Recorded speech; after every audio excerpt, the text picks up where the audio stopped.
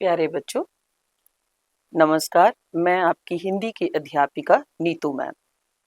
तो बेटे, जैसे कि आपको पता है कि आज हम पढ़ने जा रहे हैं कक्षा 8वीं का पाठ नंबर 2, जिसका नाम है लाख की चूड़ियां। तो चूड़ियों के बारे में तो आप अच्छे से जानते हैं। तो बेटा, ये देखिए कितनी अच्छी रंग बिरंगी चूड़ियां हैं। आज तो इनका प्रचलन है। लेकिन आप सोच रहे होंगे कि मैम आप ये क्या दिखा रहे हैं, ये जो कीड़ा है ये क्यों दिखा रही हैं। तो बेटे, ये जो लाख है, ये कीड़ा जो है इसको बनाता है, लाख को। और ज्यादातर ये जो कीड़ा है, ये लाख का जो कीड़ा है, ये बैर के पेड़ के ऊपर और पलाश के पेड़ के ऊपर, पलाश जिसको हम अपनी साधारण भाषा में या ये जो हमारी क्षेत्रीय भाषा है उसमें पला बोलते हैं। तो साथ में कुसुम के पेड़ के ऊपर ज्यादातर पाया जाता है। तो ये टहनियों के ऊपर कुछ इस तरीके से लाख का निर्माण करता है। तो बाद में इनको, इस लाख को उतार कर और इसको अच्छे तरीके से भट्टी में पिघला कर, तो आगे इसकी जो सारी परिक्रिया है वो होती है और फिर इनको चूड़ी का आकार जो है दिया जाता है। और भी कुछ जो इसके खिलौने बनाने हो लाख के, तो बनाए जाते हैं। तो हमारी जो पाठ नंबर 2 है, इसका नाम है लाख की चूड़ियां। तो ये कहानी जो है ये लिखी है, इनके लेखक हैं कामतानाथ। तो इन्होंने इस कहानी में बहुत अच्छे से ये बताने की कोशिश की है कि हमारे गांव में जो हमारा ग्रामीण क्षेत्र था पहले, उसमें जो व्यवसाय होते थे वो बहुत अब लुप्त होते जा रहे हैं। जो लोग घरों में कुछ छोटे छोटे व्यवसाय करते थे, जैसे देखिए, आगे मैं आपको बता देती हूँ। पहले अगर आप देखेंगे तो ये बांस की टोकरियां बनाते थे लोग घरों में, या कुछ सामान रखने के लिए चीजें बनाते थे, लोहार वगैरह होते थे। तो देखिए वो छोटे छोटे उन्होंने अपने काम रखे होते थे। तो आज जमाना बदल गया, मशीनी युग आ गया है, तो लोग इन चीजों को पसंद नहीं करते हैं। तो हमने जो इन्होंने अपना तजुर्बा बताया है, गांव में जो इन्होंने देखा उसको हमारे साथ बांटा है इस कहानी में। तो देखिए, सर्वप्रथम हम पढ़ते हैं शब्दार्थ और उसके बाद में कहानी पढ़ना आरंभ करते हैं। स्मृति पटल, यादाश, याद की तख्ती। जो हमारी यादें होती हैं, हमें याद रहती हैं, जो हमारे दिमाग में। चाव, चाव होता है चाह, रुचि, तीव्र इच्छा। पगड़ी, सिर पर लपेट कर बांधा जाने वाला लंबा कपड़ा या पाग, और हमारी साधारण जो क्षेत्रीय भाषा है डोगरी, उसमें पग बोलते हैं, साफा भी बोलते हैं। सलाख, सलाई, धातु की छड़, मतलब कि किसी धातु, अब आप कहेंगे कि मैम हमें धातु अच्छे से, बेटे मेटल होता है ना, धातु हिंदी शब्द है। और उसको अगर आप और आसानी से आज के बच्चे जो है वो समझ पाए, तो मेटल की कोई बड़ी सी रॉड, ठीक है, उसको बोलते हैं धातु की छड़। मतलब बड़ी सी रॉड टाइप की आप लगा लेना। मुंगरी, मतलब गोल मुठियादार लकड़ी जो ठोकने पीटने के काम आती है। तो आप इसको ये भी समझ सकते हैं कि लकड़ी का हथौड़ा, ठीक है।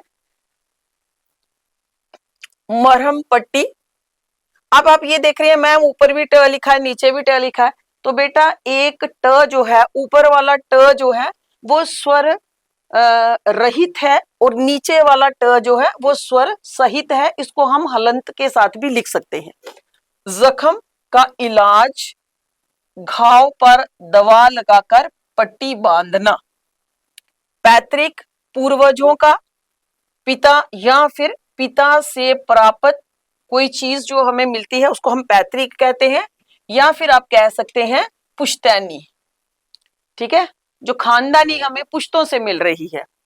मचिया, बैठने के उपयोग में आने वाली सुतली आदि से बुनी छोटी चौकोर खाट।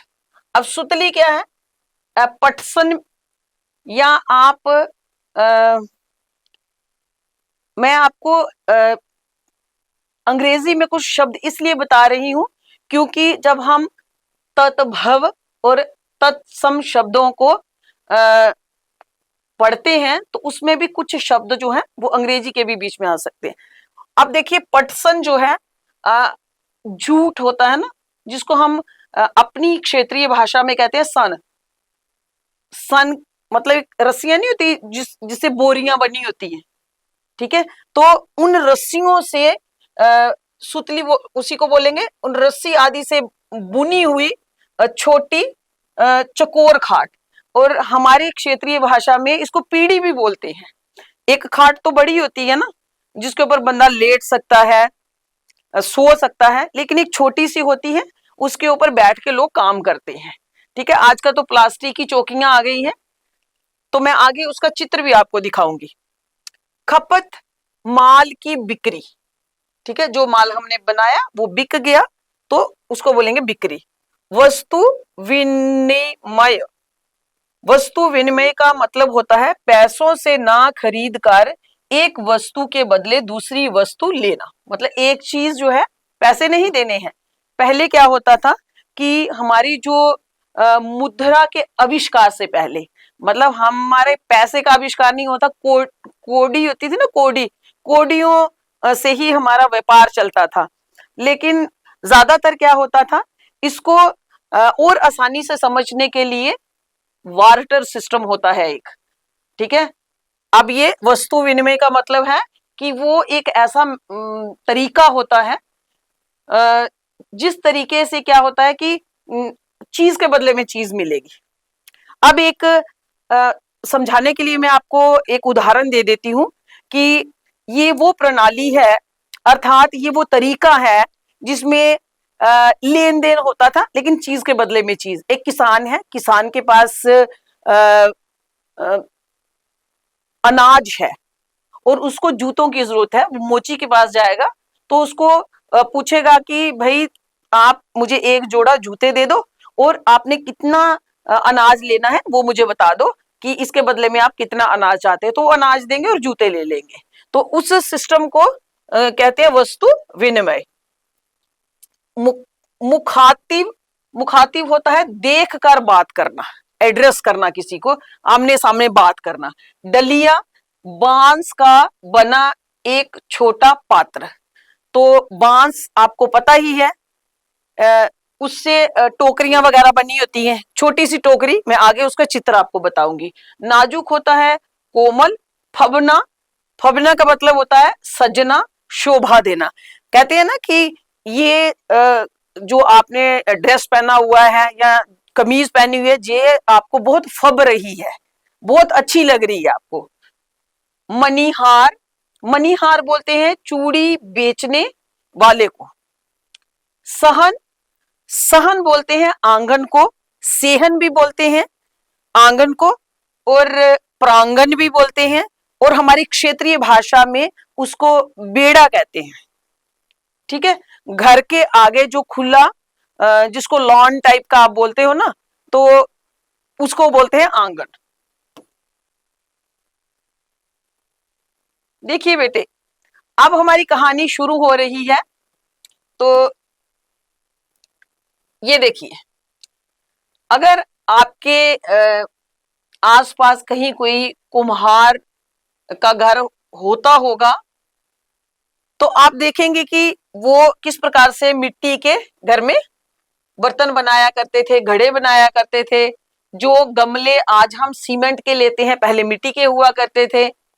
दूध दही रखने के लिए मिट्टी के बर्तन हुआ करते थे, साज सज्जा के लिए भी। लेकिन बीच में ये काम जो है थोड़ा लुप्त हो गया था। आज फिर से इसका प्रचलन शुरू हो गया है और ये लोहे का कुछ काम कर रहे हैं। आगे देखिए, ये टोकरियां वगैरह बना रहे हैं। ये चूड़ियां हैं जिनके बारे में हम बात करने जा रहे हैं। और ये है हमारे बदलू काका। ठीक है, तो लेखक जो है, अब देखिए कहानी है ये, तो मैं आपको फिर से इसकी परिभाषा से अवगत करा देती हूं कि हमारे जीवन का कोई एक, मतलब कि हमारा जो एक घटना जो है, जब हम उसके बारे में बताते हैं तो हम उसे कथा या कहानी का नाम दे देते हैं। ठीक है, तो देखिए अब ये भी लेखक की एक जीवन की एक घटना है जिसको वो इस कहानी के बीच में हमें बता रही हैं कि उनका बचपन कैसे बीता। और आगे बात करते हैं हम। सारे गांव में बदलू मुझे सबसे अच्छा आदमी लगता था, क्योंकि वह मुझे सुंदर सुंदर लाख की गोलियां बनाकर देता था। तो मैंने पहले ही आपको बता दिया कि लाख होती क्या है। ये कीड़े के द्वारा, मतलब कि पेड़ के ऊपर गोंद जैसा जो है वो निकाला जाता है। तो वो जो गोंद है, रेजन बोलते हैं जिसको, तो वो गोंद जो है फिर उसको इकट्ठा किया जाता है। तो फिर आगे की प्रोसेस शुरू होती है, फिर रंग वगैरह मिलाए जाते हैं, फिर उन चूड़ियों को बनाया जाता है, और भी जो चीजें बनानी हो। तो मुझे अपने मामा के घर गांव जाने का सबसे बड़ा चाव यही था। चाव मतलब कि इच्छा उसकी यही होती थी कि जब मैं वहां से लौटता था तो मेरे पास ढेर सारी गोलियां होती, ये न की बिंदी है, रंग बिरंगी गोलियां जो किसी भी बच्चे का मन मोह ले। वैसे तो मेरे मामा के गांव का होने के कारण मुझे बदलू को बदलू मामा कहना चाहिए था। लेकिन देखिए लेखक कहता क्या है उसको, परंतु मैं उसे बदलू मामा ना कहकर बदलू काका कहा करता था, जैसा कि गांव के सभी बच्चे उसे कहा करते थे। बदलू का मकान कुछ ऊंचे पर बना था।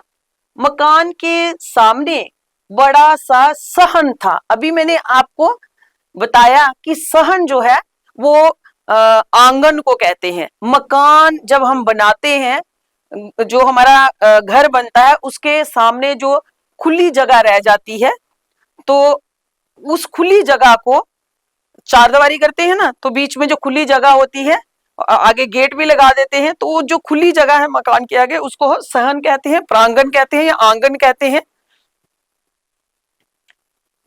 सेहन भी बोलते हैं, जिसमें एक पुराना नीम का वृक्ष लगा था। अब देखिए नीम के वृक्ष के बारे में तो सभी जानते हैं। हमें स्किन की कोई प्रॉब्लम हो या मतलब कि गर्मी वगैरह हो जाए तो लोग उसका रस पीते भी हैं।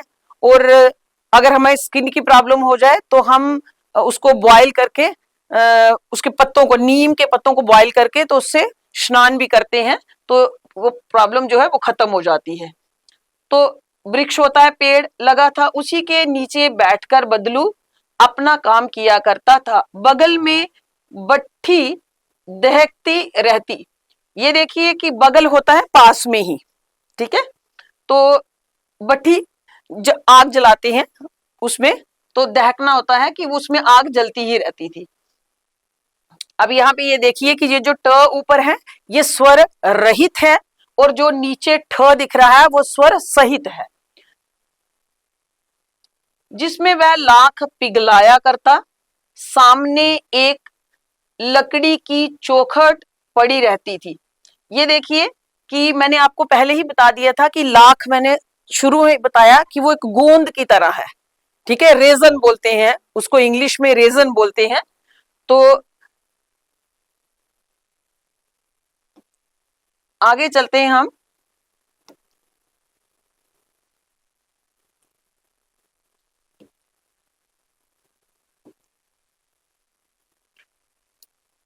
अब आप ये सोच रहे होंगे कि मैम ये चित्र क्यों दिखाया आपने।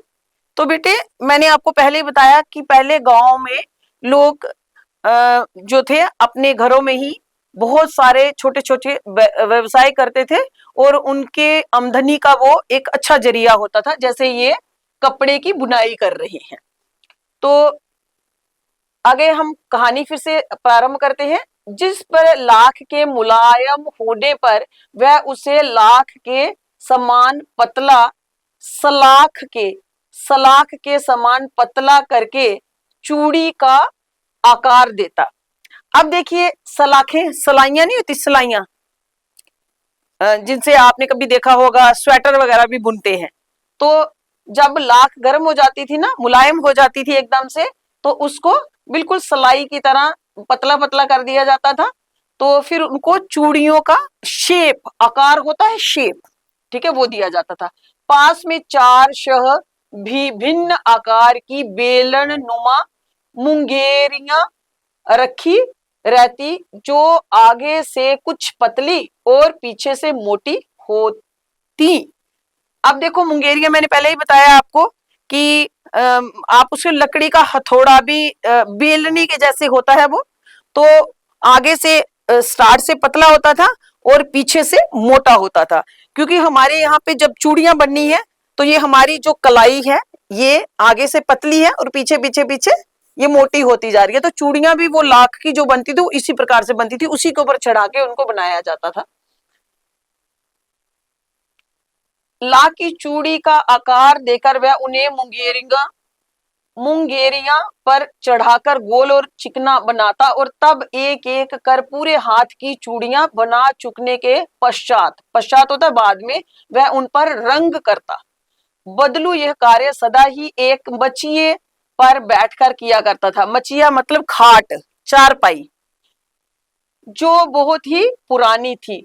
बगल में ही उसका हुक्का रखा रहता, जिसे वह बीच बीच में पीता रहता। हुक्का हमारी जो क्षेत्रीय भाषा है उसमें चारी भी बोलते हैं उसको, ठीक है।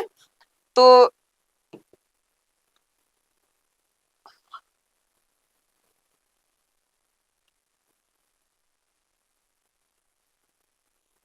गांव में मेरा दोपहर का समय अधिकतर बदलू के पास बीतता।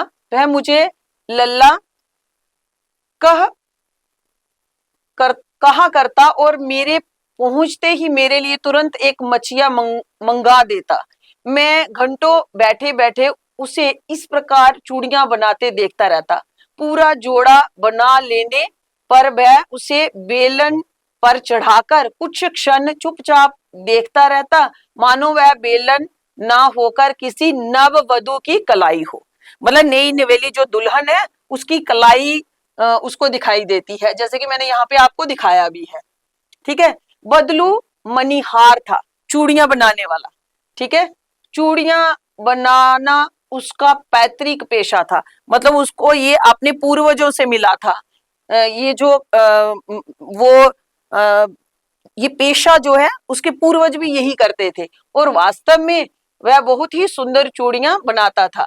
वास्तव मतलब सचमुच में ही वो बहुत अच्छी चूड़ियां बनाता। उसकी बनाई हुई चूड़ियों की खपत भी बहुत थी, बिक्री बहुत ज्यादा थी। उस गांव में तो सभी स्त्रियां उसकी बनाई हुई चूड़ियां पहनती ही थी।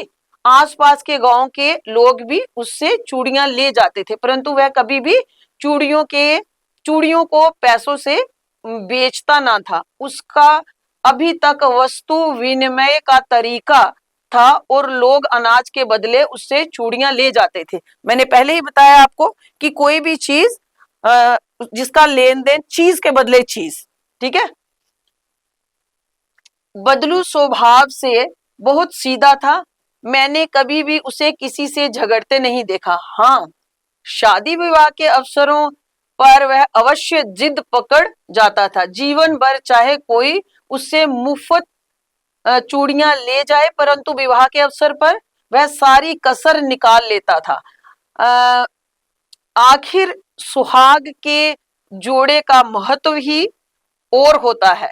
मुझे याद है मेरे मामा के यहाँ किसी लड़की के विवाह पर जरा सी किसी बात पर बिगड़ गया था और फिर उसको मनाने में लोहे लग गए थे। ठीक है, मतलब बहुत मुश्किल हुई थी। बीच बीच में मुहावरों का भी इस्तेमाल किया जा रहा है।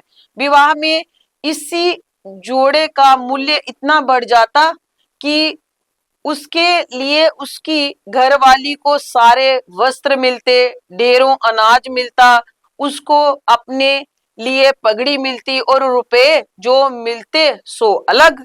इतनी सारी चीजें उसको विवाह के ऊपर दी जाती थी। अब ये देखिए, ये गांव का दृश्य है, आप देख रहे हैं यहाँ पे। तो ये चूड़ियां हैं और ये लाख की चूड़ियां हैं। किस प्रकार से इनको पहले गरम किया जाता है, फिर इनको शेप दी जाती है, फिर इनको रंग दिया जाता है और विवाह पर इसका महत्व भी कुछ और है। अब देखिए, पीछे मैंने आपको मचिया बताया है। इसको पुराने जमाने में ऐसे भी बनाते थे। कहीं कहीं दूर गांव में आज भी ये आपको मिल जाएगी। कुछ ऐसे भी होते हैं। आज अगर आप देखेंगे कहीं तो ये प्लास्टिक का आती है, ये रस्सियां वगैरह। ठीक है, तो इसके साथ भी बनाया जाता है और हम इसको अपनी क्षेत्रीय भाषा में पीढ़ी भी कहते हैं। ठीक है, गांव में दूर कहीं आप जाएंगे तो ये आपको मिल जाएगी। छोटी सी खाट है। यदि संसार में बदलू को किसी बात से चिढ़ थी तो वह थी कांच की चूड़ियों से। यदि किसी भी स्त्री के हाथों में उसे कांच की चूड़ियां दिख जाती तो वह अंदर ही अंदर उड़ उड़ता, मतलब उसको गुस्सा आ जाता था और कभी कभी तो दो चार बातें भी सुना देता उनको, मतलब कुछ ऐसे खरी खोटी सुना देता था जो कांच की चूड़ियां किसी को पहने हुए अगर वो देख लेता। मुझसे तो वह घंटों बातें किया करता। कभी मेरी पढ़ाई के बारे में पूछता, कभी मेरे घर के बारे में और कभी यूं ही शहर के जीवन के बारे में।